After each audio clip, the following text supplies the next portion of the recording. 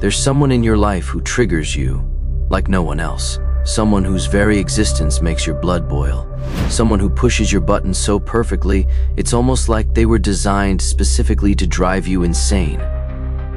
Here's what Carl Jung, the father of analytical psychology, discovered about that person. They're not your enemy. They're your teacher. I know what you're thinking. Absolutely not. That person is toxic. They're selfish. They're manipulative. They're everything that's wrong with the world. But what if I told you that reaction, that certainty, is exactly what Jung was talking about? What if that person who triggers you most is actually showing you something about yourself that you've been desperate to avoid seeing? What if they're not the problem at all? Here's the question that will change everything. What if the person who triggers you most is actually your greatest teacher? In the next 20 minutes, I'm going to show you exactly what they're trying to teach you. And when we're done, you'll never see conflict the same way again. So think of that person right now. Feel that irritation. Hold on to that reaction. Because we're coming back to this exact moment, and when we do, everything about it will have changed. You know that feeling, don't you? That instant surge of irritation when someone cuts you off in traffic. The flash of anger when your colleague takes credit for your idea. That visceral disgust when you see someone being fake on social media. Your body tenses, your jaw clenches, and in that moment, you're absolutely certain about one thing: they're the problem. But what if I told you that Carl Jung, the father of analytical psychology, discovered something that will fundamentally change how you see every conflict in your life? What if that person who just triggered you, what if they're not your enemy at all? What if they're actually showing you something about yourself that you've been desperately trying to hide? I know what you're thinking, not me. I know myself pretty well. That's exactly what Jung thought too, until he made a discovery that shattered everything he believed about human nature. Here's what Jung uncovered, and it's going to sting. Every time you have a strong emotional reaction to someone else's behavior, you're not actually reacting to them. You're reacting to a part of yourself that you've buried so deep, you don't even know it exists. Jung called this projection, and it's not just a psychological theory, it's a fundamental law of human experience, as predictable as gravity. Think about it. Why doesn't everyone trigger you equally? Why do certain behaviors make your blood boil while others barely register? The person who pushes your buttons, they're not pushing random buttons. They're pushing your buttons, buttons that exist because of something inside you. Jung discovered that other people function like mirrors, reflecting back the parts of ourselves we refuse to see. That arrogant boss, that attention-seeking friend, that manipulative family member, they're all showing you aspects of your own personality that you've rejected, denied, or cast into what Jung called the shadow. And here's the kicker. The stronger your reaction, the more accurate the mirror. The person who irritates you most isn't your opposite. They're your reflection. Now, I know this sounds impossible. You're probably thinking, but I would never act like that person. And that's precisely why this discovery is so powerful and so hidden from us. You see, Jung realized that we don't just hide our flaws from others, we hide them from ourselves so completely that we genuinely believe they don't exist. We craft what he called a persona, a carefully constructed mask of who we think we should be. But underneath that mask, there's a whole other you. A you that contains everything you've ever rejected about yourself, everything you've deemed unacceptable, shameful, or simply not me. And that hidden you? It's about to teach you the most important lesson of your life. So if that mirror is showing you parts of yourself you don't recognize, the obvious question becomes, how much of yourself are you actually hiding? Jung's answer will shock you. He discovered that we actively deny and repress roughly 90% of who we really are. 90%. Think about that for a moment. Picture an iceberg floating in the ocean. What you see above the surface, that tiny tip, that's your conscious personality, your carefully crafted persona, the version of yourself you present to the world, and even to yourself. But underneath the waterline, there's this massive hidden structure that dwarfs everything visible. Jung called this hidden part the shadow, and it contains everything you've ever rejected, denied, or deemed unacceptable about yourself. Here's what's terrifying. That hidden 90% doesn't just disappear because you ignore it. It's still there, still active, still influencing every decision you make. You just can't see it. How does this happen? How do we lose 90% of ourselves? It starts early. Picture a 5-year-old child, pure, authentic, expressing every emotion without filter. They're angry when they're angry, sad when they're sad, selfish when they want something, generous when they feel giving. Then the conditioning begins. Good boys don't get angry. Nice girls don't take up space. Smart kids don't ask stupid questions. Strong people don't cry. Every time you heard these messages, from parents, teachers, society, you made an unconscious decision. You took parts of your authentic self and you buried them alive. You learned that love and acceptance came with conditions, and those conditions required you to disown pieces of your soul. Jung discovered that we don't just hide our flaws, we construct an entire false identity to compensate. He called this the persona, from the Latin word for the masks worn by actors in ancient theater. Your persona is your social mask. It's who you think you need to be loved, accepted, successful, the responsible one, the nice one, the strong one, the smart one, the spiritual one. And here's the devastating truth. The more perfect your persona, the more violent your shadow becomes. Because for every trait you claim in your persona, you're actively rejecting its opposite in your shadow. Say you pride yourself on being always positive, your shadow contains all your suppressed rage, sadness, and despair. Claim to be totally honest, your shadow holds every lie you've ever told yourself. Present as completely selfless, your shadow is seething with unacknowledged selfish desires. And this is where that mirror we talked about becomes crystal clear. Your shadow doesn't stay buried, it projects outward onto other people. You literally see your disowned qualities in others and react with disgust, anger, or judgment. Remember that person who triggered you at the beginning? That wasn't random. Your psyche was recognizing something familiar, a part of yourself you've exiled so completely that you can only see it out there in someone else. Jung proved this with a simple observation. We judge most harshly in others what we refuse to acknowledge in ourselves. The traits that trigger us most intensely are the traits we've worked hardest to deny in our own personalities. Now, you might be thinking, okay, maybe I've hidden some negative traits, but isn't that good? Shouldn't we suppress our worst impulses? Here's where Jung's discovery gets even more shocking. The shadow doesn't just contain what we think of as bad qualities. It contains anything that doesn't fit our persona, including some of our greatest gifts, our most powerful potentials, our most brilliant light. You haven't just been hiding your darkness from the world, you've been hiding your gold. And that changes everything about what we thought we knew about human potential. Because if 90% of you is hidden, and some of that hidden material is pure gold, what else might that mirror be trying to show you?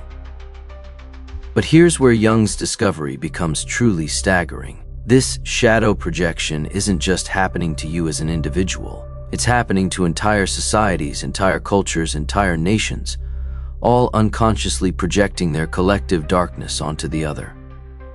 And once you see this pattern, you'll never view human conflict the same way again. Jung realized that just as individuals have personal shadows, groups develop what he called a collective shadow. All the traits, behaviors, and impulses that a society deems unacceptable and projects onto other groups. Think about it. Every culture has an image of itself as fundamentally good, moral, civilized. But what happens to all the violence, greed, corruption, and hatred that exists within that culture? It doesn't disappear. It gets projected outward onto the enemy. Other races, other religions, other political parties, other nations. They become the containers for everything we refuse to acknowledge about ourselves. Look at Nazi Germany. An entire nation convinced itself that Jewish people embodied all the greed, manipulation, and moral corruption that the Germans themselves possessed but couldn't face. The Holocaust wasn't just genocide, it was collective shadow projection on an industrial scale. Or consider apartheid South Africa, where white settlers projected their own violence and savagery onto black populations, while simultaneously stealing land and oppressing entire communities. Jung warned that collective shadow projection makes war inevitable, because a society that cannot face its own darkness will always need someone else to carry it. But here's what's terrifying. We're doing this right now. Today, in real time. Turn on any news channel, scroll through any social media feed. Watch how each political side projects their collective shadow onto the other. Conservatives see liberals as the embodiment of all moral decay and social destruction. Liberals see conservatives as the source of all hatred and ignorance. Neither side can acknowledge that they contain the very qualities they're condemning in their opponents. The mirror is working perfectly. Each side is showing the other exactly what they refuse to see in themselves. And here's Jung's most chilling observation. The more society denies its shadow, the more violently it projects. The more pure we claim to be, the more demonic our enemies become. Jung couldn't have imagined social media, but he would have recognized it instantly as the perfect shadow projection machine. Algorithms designed to trigger emotional reactions, echo chambers that reinforce our projections, and 24/7 streams of outrage that keep us perpetually focused on their darkness instead of our own. Media and propaganda don't create the shadow, they activate it. They take our unconscious projections and amplify them until entire populations are caught in collective possession, completely convinced that the enemy out there is the source of all evil.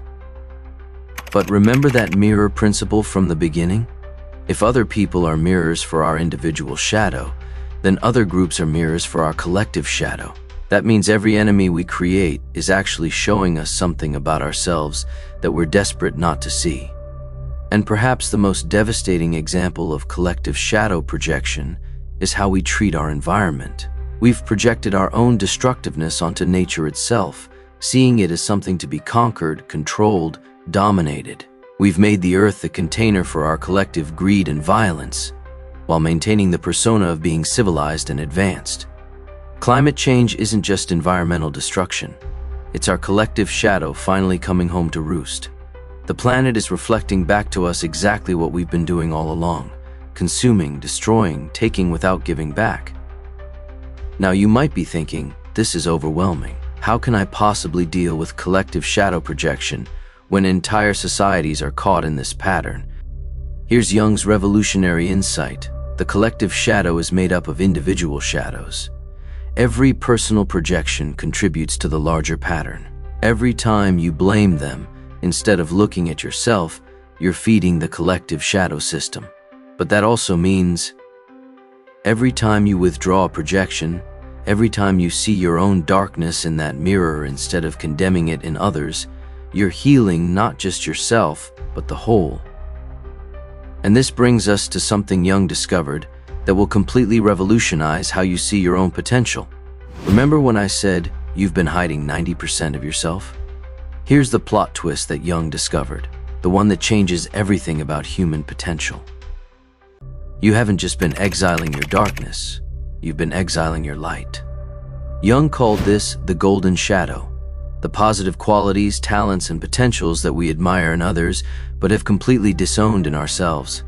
These aren't character flaws we're projecting. These are our greatest gifts, our most brilliant capacities, our deepest wisdom, all buried alive because they didn't fit the narrow persona we learned was acceptable. Think about someone you deeply admire. Really picture them. What qualities do they possess that make you feel inspired, or maybe a little envious? Their confidence, their creativity, their ability to speak truth, their natural leadership, their artistic talent? Here's Jung's shocking discovery. You're not admiring those qualities because they're foreign to you. You're recognizing them because they exist within you, locked away in your golden shadow. How does this happen? How do we exile our own brilliance? The same way we exile everything else, through cultural conditioning that teaches us what's appropriate for people like us. Picture a little girl who's naturally assertive, who speaks her mind, who takes up space. What does she hear? Good girls are quiet. Nice girls don't argue. Pretty girls don't intimidate people. So she takes her natural leadership ability and locks it away, admiring it only in others while convinced she could never possess such qualities herself. Or imagine a sensitive boy who feels deeply, who has natural empathy, who intuitively understands others' emotions. What's his conditioning? Real men don't cry. Strong boys don't show weakness. Successful men don't let emotions interfere with business. So he buries his emotional intelligence so deep that he spends his life admiring it in others, while never accessing his own profound capacity for connection. Jung understood that gender roles are some of the most violent destroyers of human potential. Societies create narrow boxes for what men and women are allowed to be, and anything that doesn't fit gets exiled to the shadow. Women are taught to exile their ambition, their anger, their competitive drive, their intellectual authority. They spend their lives admiring these qualities in others, while unconsciously believing they're not that type of person. Men are conditioned to exile their vulnerability, their intuition, their artistic sensitivity, their nurturing capacity. They project these golden qualities onto women while remaining cut off from their own emotional genius. And the tragedy? These aren't gender-specific traits at all. They're human traits that every person possesses, but that most people never access because they've been taught these gifts belong to someone else. This is why that mirror principle we discovered becomes so crucial. When you feel inspired by someone, when you put them on a pedestal, you're often seeing your own golden shadow reflected back at you. The musician you idolize, they're showing you your own unexpressed creativity. The leader you admire, they're reflecting your own buried leadership capacity. The wise teacher who seems to have all the answers, they're mirroring wisdom that already exists within you, but that you've convinced yourself you don't possess. Jung proved this with a simple observation. We can only recognize in others what we already contain within ourselves. If you didn't have that creative spark, you wouldn't be able to recognize true artistry. If you didn't possess inner wisdom, you wouldn't be able to identify authentic wisdom in others. And this isn't just individual, it's cultural. Entire societies exile certain qualities to maintain their collective persona. Western cultures have largely exiled intuition, spirituality, and emotional wisdom to maintain the persona of being rational and scientific. Eastern cultures have often exiled individual assertiveness and innovation to maintain the persona of being harmonious and traditional. But notice what happens. Western societies become fascinated with Eastern spirituality and mindfulness. Eastern societies become drawn to Western entrepreneurship and individualism. Each culture is projecting its golden shadow onto the other, never realizing that these qualities exist within their own people, waiting to be reclaimed. Now here's where this gets revolutionary. If your triggers are showing you both your dark shadow and your golden shadow, if every person who affects you strongly is actually a mirror for disowned parts of yourself, then every relationship becomes a treasure map. That person who triggered you at the beginning, they might not just be showing you what you've rejected about yourself, they might be showing you what you've failed to claim about yourself. But here's the question that changes everything. If 90% of your potential is locked away in the shadow, both dark and golden, what would happen if you started bringing it back home? What would happen if you stopped seeing your triggers as enemies and started seeing them as teachers pointing you toward the lost pieces of your soul? So how do you bring home 90% of yourself? How do you reclaim both the darkness and the gold you've been projecting onto others for decades? Jung discovered that shadow integration isn't just therapeutic, it's the most radical act of self-liberation possible. But it requires something most people are terrified to do. You have to stop being the victim of your reactions and become the author of your transformation. Jung called this process individuation, the journey of becoming who you actually are instead of who you think you should be. And here's what's beautiful. Every trigger, every projection, every person who pushes your buttons is actually your psyche trying to guide you back to wholeness. Think about it. Your unconscious mind is constantly trying to show you what you've lost. Every strong reaction is like a homing beacon, pointing toward a disowned part of yourself that wants to come home. That person who irritates you with their arrogance, they might be showing you the healthy confidence you buried under false humility. The colleague who triggers you with their emotional outbursts, they could be reflecting the authentic feelings you've been suppressing for years. But here's where Jung's discovery gets paradoxical and profound.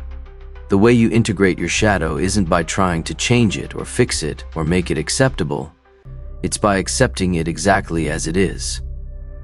This goes against everything we've been taught about personal development. We're told to overcome our flaws, to eliminate our negative traits, to become better versions of ourselves. But Jung proved that this approach actually strengthens the shadow, because it's based on the same rejection that created it in the first place. Shadow integration means saying to the parts of yourself you've been at war with, "You belong here. You're part of me.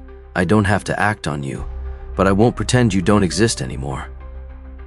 And when you do this, when you stop fighting yourself, something miraculous happens.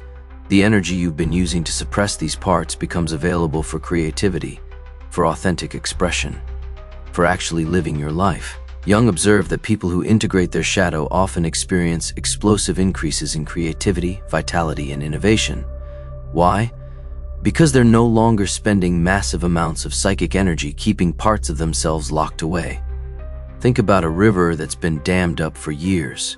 When you remove the dam, all that stored energy comes rushing through with tremendous force. Shadow integration is like removing the internal dams you've constructed against your own nature. People report feeling more alive, more authentic, more capable of taking risks and speaking their truth. They stop apologizing for taking up space. They access wells of creativity they never knew existed. They become magnetic because they're no longer hiding from themselves. And this transforms every relationship in your life. Remember how we discovered that projection makes you see your disowned qualities in others? When you integrate your shadow, you stop projecting, which means you start seeing people as they actually are, instead of as containers for your unconscious material. Your triggers disappear, not because you've become numb, but because you've reclaimed the parts of yourself you were seeing out there. That difficult family member stops being difficult because you're no longer projecting your own unconscious patterns onto them. That annoying coworker becomes just another person because you've stopped using them as a screen for your own disowned traits. But here's the most profound shift. You become genuinely compassionate because you recognize that everyone is carrying the same burden of disowned parts that you were carrying. You see their projections not as attacks, but as signals that they're struggling with the same split from themselves that you once experienced. And remember how we saw that individual shadows create collective shadows? The reverse is also true. Every person who integrates their shadow contributes to healing the collective madness of projection. When you stop projecting your darkness onto those people and your gold onto special people, you're no longer feeding the cultural shadow system. You become what Jung called an individual, someone who's no longer possessed by unconscious collective patterns. This is how real social change happens, not through fighting external enemies, but through individuals reclaiming their projections and becoming whole. Every person who integrates their shadow makes it slightly easier for others to do the same. Now, I know what you might be thinking. This sounds beautiful in theory, but how does this actually work in real life? What happens when someone triggers me and I remember all this shadow work stuff? Here's what Jung discovered, and what thousands of people who've done this work have confirmed. Once you understand that other people are mirrors for your disowned self, every interaction becomes an opportunity for integration instead of a reason for conflict. That person who used to trigger you, they become your teacher. That situation that used to make you reactive, it becomes your invitation to reclaim another piece of yourself.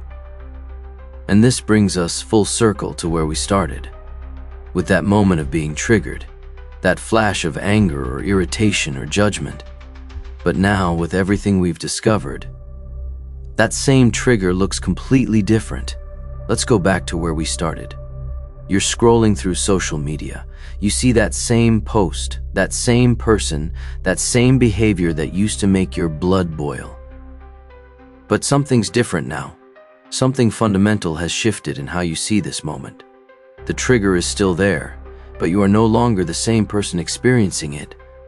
Instead of that automatic surge of anger, you feel something else, curiosity. Instead of judgment, there's recognition. Instead of how dare they, it's what are they showing me? Because now you understand what Jung discovered. Every strong reaction is your unconscious mind trying to guide you home to a lost part of yourself. That person isn't your enemy.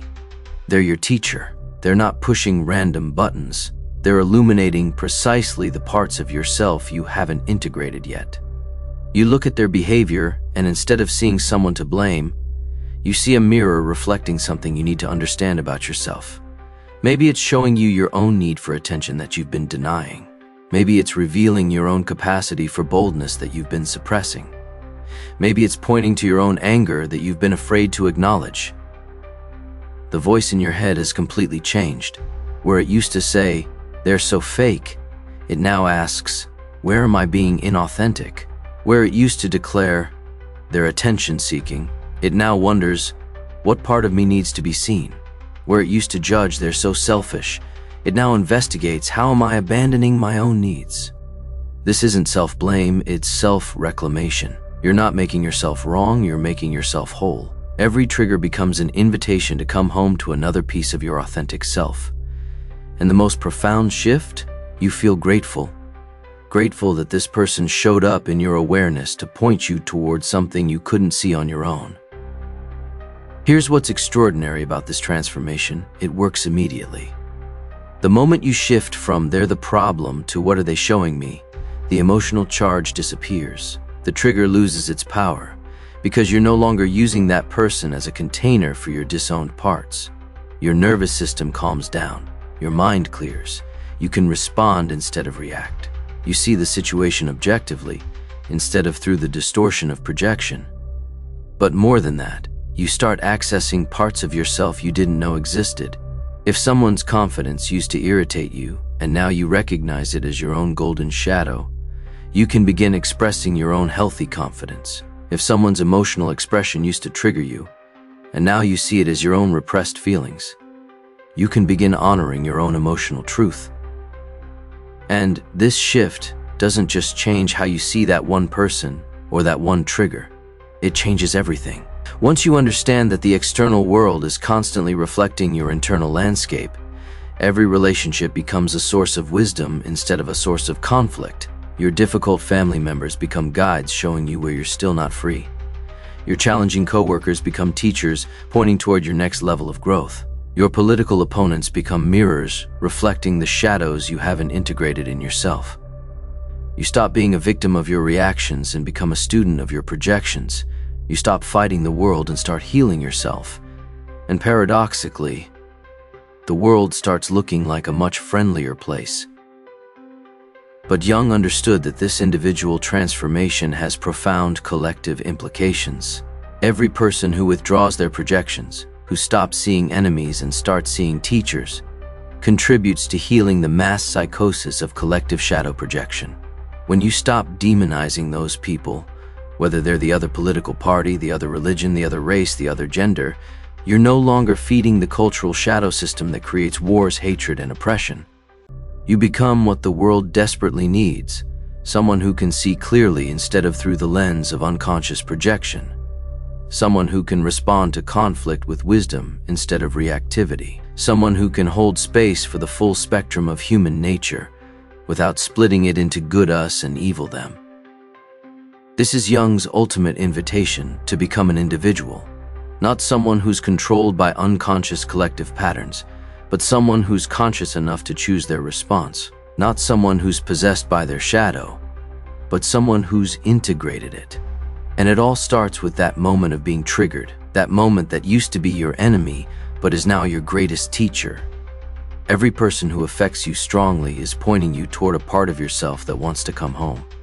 Every emotional reaction is your psyche's way of saying, "Pay attention. There's something here you need to see." So the next time someone triggers you, and they will, remember this journey we've taken together. Remember that you're not seeing them clearly. You're seeing your own disowned material projected onto them. Ask yourself, what is this person teaching me about myself? What part of me am I seeing reflected in their behavior? What wants to come home? And then watch as that enemy transforms into a teacher. That conflict becomes an invitation. And that trigger becomes a gift guiding you back to the wholeness you never actually lost. You just forgot how to see it. The mirror hasn't changed, but you have. And that changes everything. Remember that person I asked you to think about? The one who pushes your buttons like no one else? That feeling of irritation you were holding on to? Here's what Carl Jung discovered, and what you now understand. That person isn't your enemy. They never were. They're your unconscious mind's way of showing you the parts of yourself that are ready to come home. That trigger you felt, it wasn't about them. It was your psyche pointing you toward the 90% of yourself you've been hiding. The darkness you've rejected, the gold you've buried, the wholeness you've forgotten. The question isn't, why do they bother me? The question is, what are they teaching me about myself? This changes everything, every relationship, every conflict, every moment when someone gets under your skin. You're no longer a victim of your reactions, you're a student of your projections. This is how real transformation happens, not by fighting the world, but by integrating yourself. Not by changing others, but by reclaiming the parts of you they're reflecting back. And this is just the beginning. Because once you understand that external mirrors reveal internal landscapes, every aspect of human experience opens up to deeper exploration. Here's a question that only makes sense now. After this journey, if everyone who triggers you is actually a teacher pointing you toward wholeness, what does that tell you about the nature of conflict itself? Think about how differently you see that person now. That's the power of completing a circle of understanding. If this journey has transformed how you see yourself and others, you're ready for the deeper circles of wisdom we explore here. Join a community that sees enemies as teachers, conflicts as invitations, and every trigger as a gift. Because the mirror never lies. It just waits for you to recognize what it's showing you.